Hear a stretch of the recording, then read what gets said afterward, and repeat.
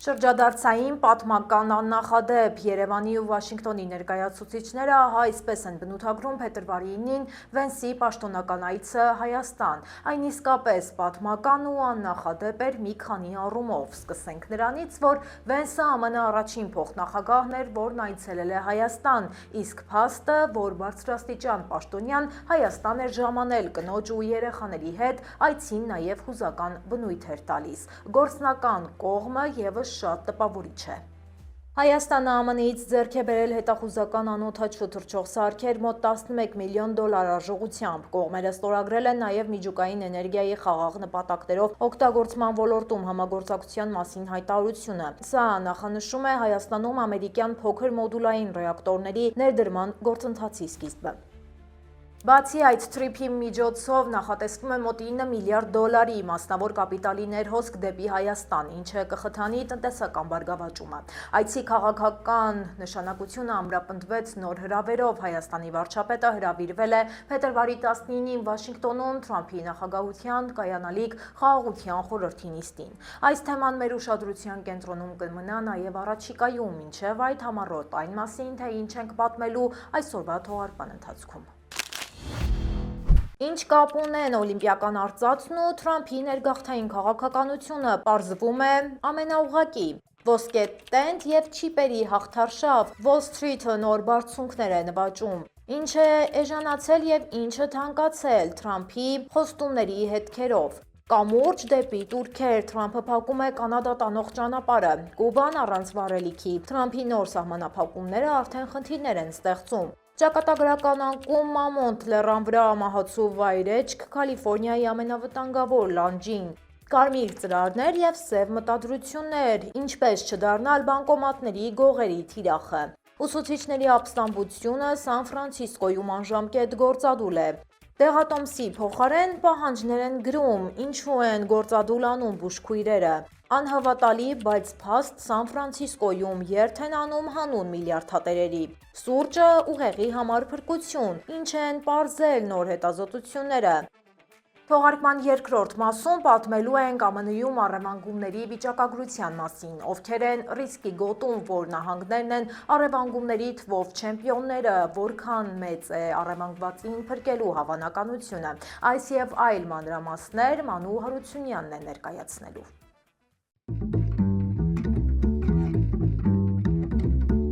Բարև ձեզ, դուք միացել եք Glendale News-ին, ես Լենա Կարապետյանն եմ և այսօր միասին կբացահայտենք Միացյալ Նահանգներում տեղի ունեցող այն իրադարձությունները, որոնց շուրջ այս պահին խոսում է ամբողջ երկիրը։ Ձեր աջակցությունը մեզ համար կարևոր է, գրեք մեկնաբանություններում, թե որ քաղաքից եք հետևում մեզ, միացեք քննարկմանը և լայքով աջակցեք մեր աշխատանքին, իսկ ես անցնեմ այսօրվա թեմաներին։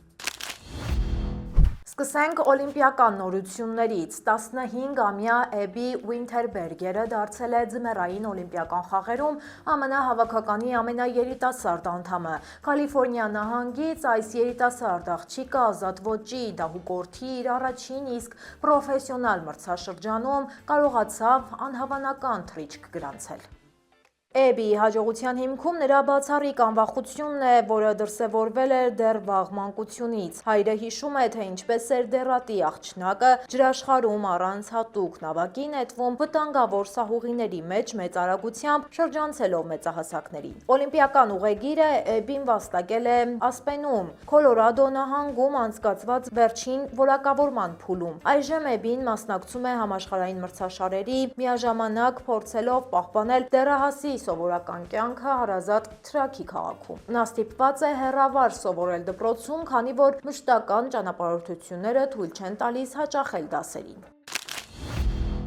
Թռիչքներ ու վայրէջքներ չեղան շուկաներում, թանկարժեք մետաղների և կրիպտոարժույթների շուկայում նկատվում է կայունացում։ Ոսկու գինը բարձրացավ 2%-ով, հասնելով $5079, իսկ արծաթը ցուցադրեց տպավորիչ 6.9% աճ։ Բիթքոյնը ամրապնդեց դիրքերը $71,000 սահմանագծին։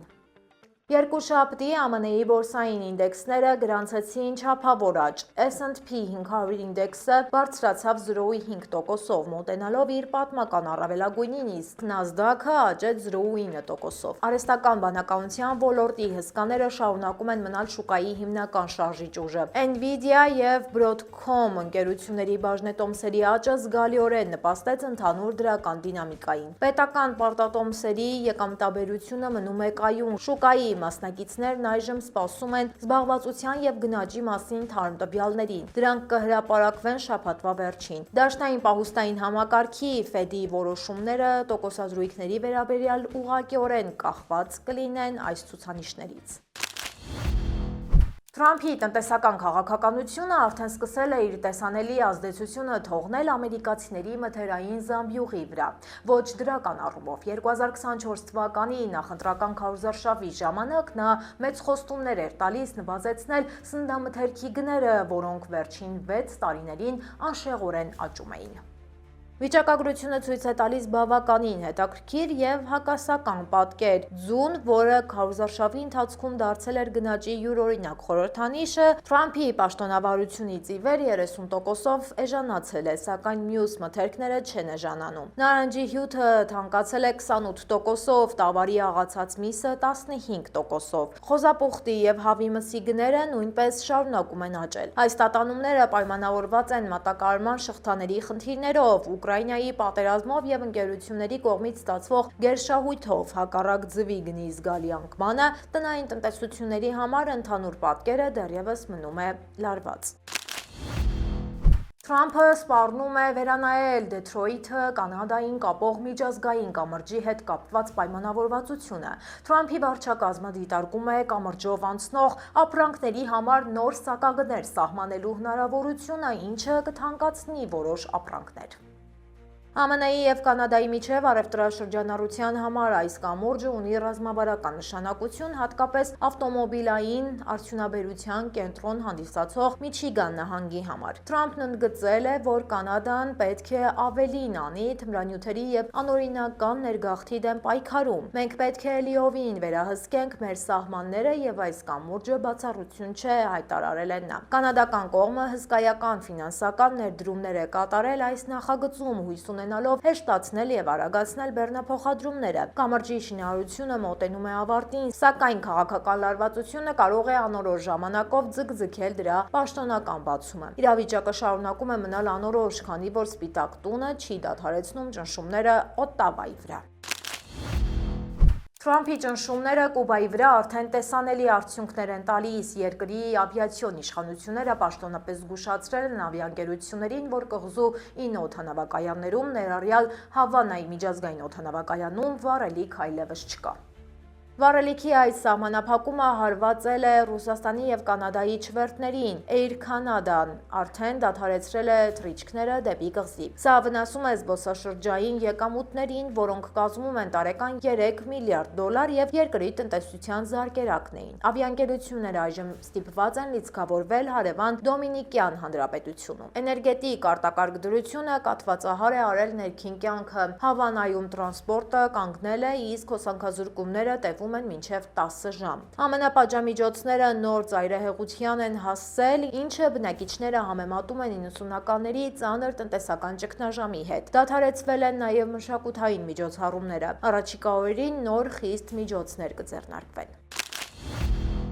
Տեղափոխվենք Կալիֆոռնիա նահանգի Մամոնտ լեռան վրա տեղի ունեցել պատահար, որը ցնցել է լեռնադահուկային սպորտի սիրահարներին։ Մի դահուկորդ մահացու վթարի է ենթարկվել նահանգի ամենաթեք ու վտանգավոր ուղիներից մեկում։ Մարզիկը փորձել է հաղթահարել հայտնի Dropout 2 զառիթափը, սակայն կորցրել է կառավարումը և գահավիժել մոտ 300 մետր բարձրությունից։ Բժիշկներին չի հաջողվել փրկել նրա կյանքը, սա վերջին 1 ամսվա ընթացքում Մամոնտում գրանցված երկրորդ մահացու դեպքն է, ինչը լուրջ մտահոգությունների տեղիք է տալիս ձմեռային հանգստի գոտիներում անվտանգության ապահովման տեսանկյունից։ Հանգստավայրի համար սա իսկական սև շրջան է։ 1 ամիս առաջ այստեղ մահացել էր սնոուբորդիստ, իսկ Սուրբ Ծննդյան հաջորդ օրը ձնահյուսի զոհ էր դարձել պարեկներից մեկը։ Դահուկային տարածքների ազգային ասոցիացիայի տվյալներով ԱՄՆ հանգստավայրը վայրերում տարեկան միջինը 42 մարդ է մահանում դժբախտ պատահարների հետևանքով։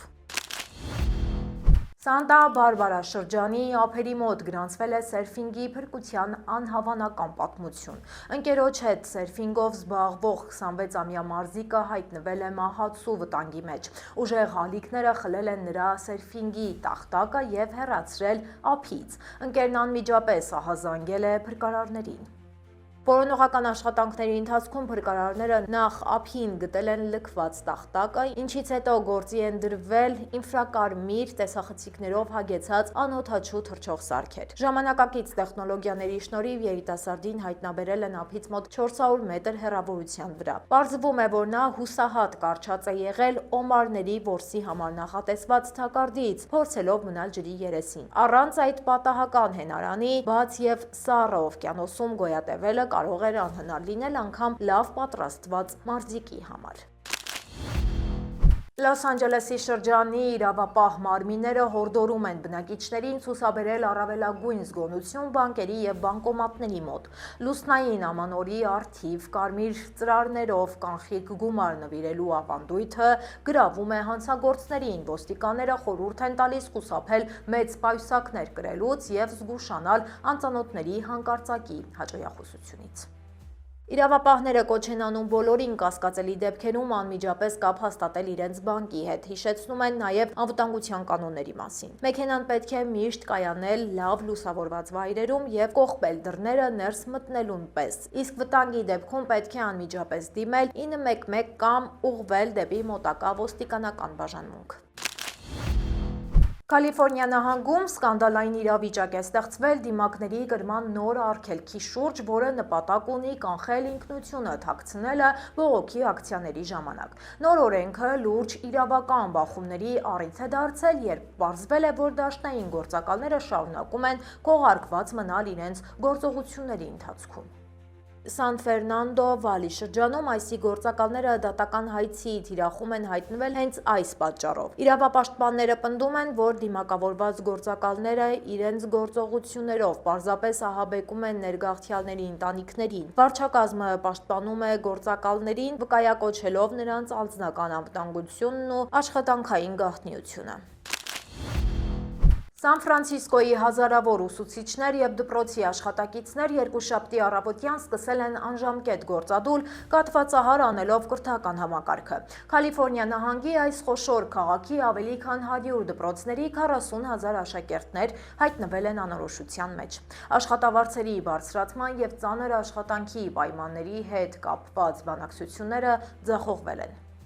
Գործադուլ անողների ներկայացուցիչները հայտարարել են, որ ուսուցիչները պարզապես ի վիճակի չեն ապրել այս թանկարժեք քաղաքում։ Մենք պայքարում ենք մեր արժանապատիվ ապրուստի եւ մեր աշակերտների ապագայի համար, նշել է նա։ Հակառակ գործադուլին դպրոցները պաշտոնապես բաց են մնացել փոխարինող անձնակազմի շնորհիվ, սակայն լիարժեք դասապրոցես չկա։ Ծնողները ստիպված են եղել երեխաներին թողնել դպրոցական շենքերում, որտեղ նրանք հիմնականում զբաղվում են ինքնուրույն աշխատանքով։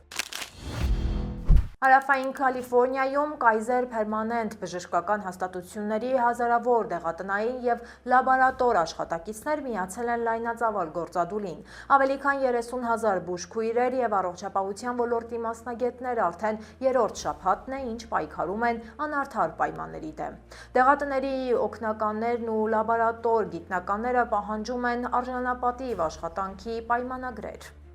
Լոս Անջելեսի բազմաթիվ բժշկական կենտրոններ եւս հայտնվել են այս զանգվածային բողոքի ալիքի կենտրոնում, ստեղծելով լուրջ մարտահրավերներ ողջ համակարգի համար։ Ընկերությունները փորձում են մեղմել ազդեցությունը, ներգրավվելով կամավորների այլ տարածաշրջաններից եւ օգտագործելով արտաքին պայմանագրային ծառայություններ։ Լոս Անջելեսի կենտրոնում տեղի է ունեցել միասնական հանրահավաք, որտեղ տարբեր արմիություններ իրենց զորակցությունն են հայտնել գործադուլի մասնակիցներին, չնայած սպասվող անձրևոտ եղանակի։ Հիվանդներին խորհուրդ է տրվում օգտվել առցանց ծառայություններից մինչև իրավիճակը խաղաղվելը։ Սան Ֆրանցիսկոյում նախապատրաստվող երթ հանուն միլիարդատերերի նախաձեռնությունը, որը սկզբում շատերի համար պարզապես կատակ էր, թվում իրականում լուրջ նպատակներ ունի։ Միջոցառման կազմակերպիչ արհեստական բանականության ստարտափի համահիմնադիր Դերիկ Քաուֆմանը հաստատել է, որ սա կատակ չէ։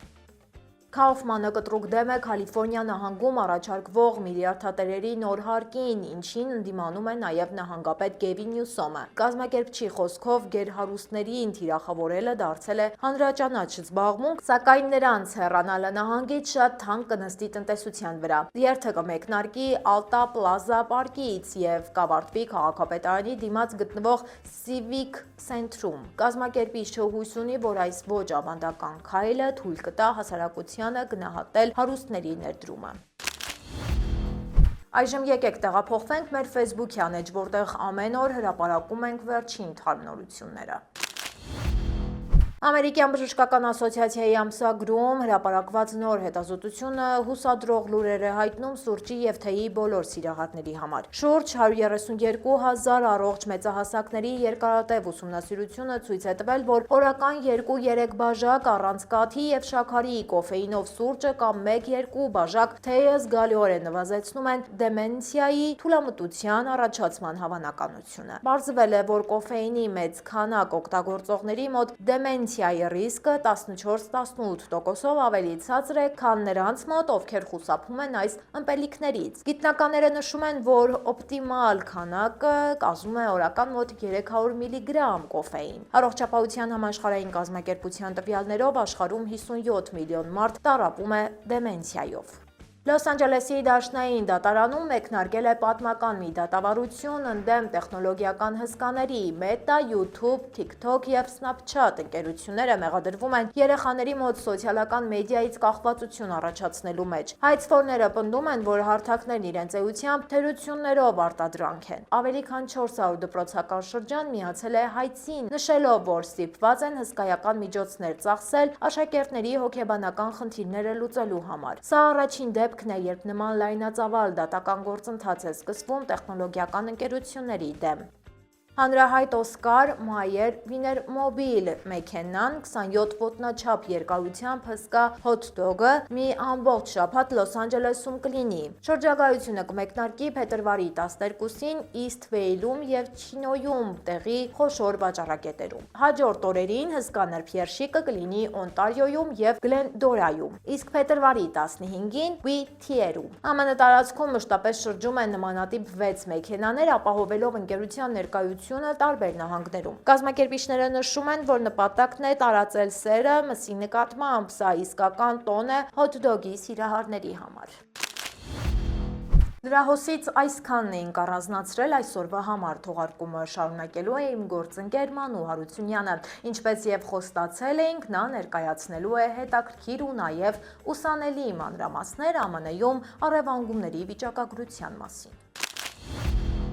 Բարև ձեզ, այսօր կքննարկենք ԱՄՆ-ում առևանգումների վիճակագրությունը վերջին 50 տարվա կտրվածքով։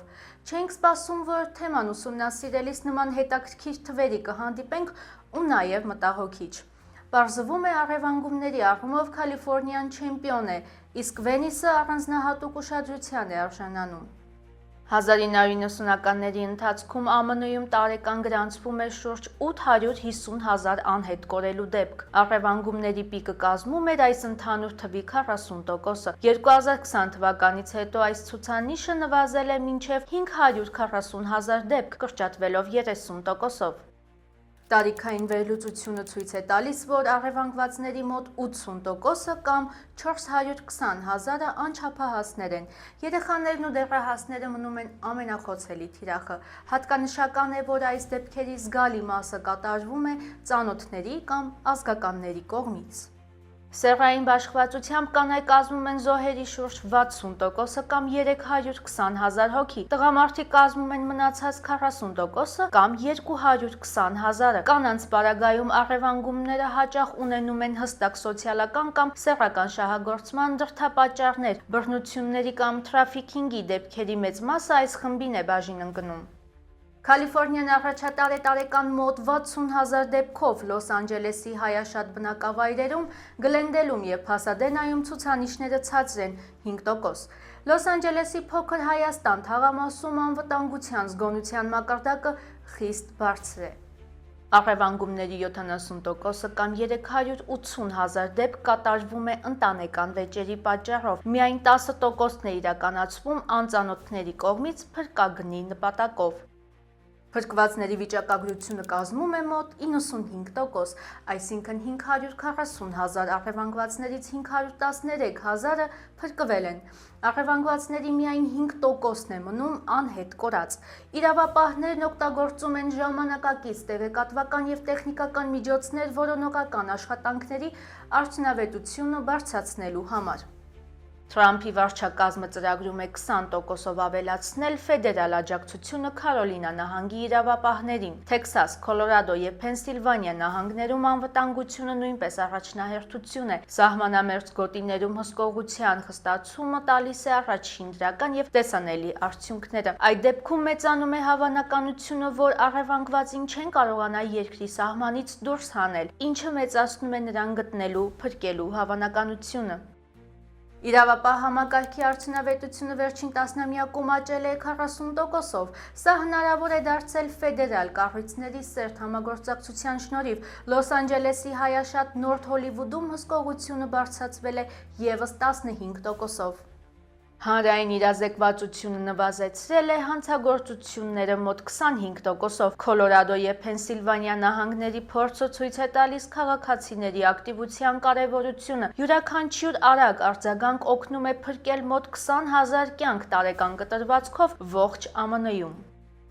Առևանգումների թեման դեռ մնում է 21-րդ դարի մարտահրավերներից մեկը, անգամ ԱՄՆ-ում։ Տեխնոլոգիաներն ու պետական աջակցությունը հնարավորություն են տալիս փրկել հազարավոր կյանքեր, սակայն ամենակարևորը շարունակում են մնալ հանրային ուշադրությունը եւ զգուշությունը։ Սա թույլ է տալիս մի կողմից ժամ առաջ գտնել առևանգվածին, իսկ մյուս կողմից հնարավորինս պակասեցնել նոր դեպքերի հավանականությունը։ Այսօրվա համար պատրաստել էինք այսքանը։ Եթե դեռ չեք հասցրել դիտել մեր նախորդ թողարկումը, ապա կարող եք անցնել հենց այս հղումով։ Մենք բարձր ենք գնահատում ձեր ակտիվությունը, կարդում ենք բոլորիդ նամակներն ու մեկնաբանությունները։ Մեզ աջակցելու համար պարզապես լայքեք մեր տեսանյութը եւ կիսվեք դրանով ձեր ընկերների հետ։ Կհանդիպենք վաղը ժամը 5-ին։ Հաջողություն։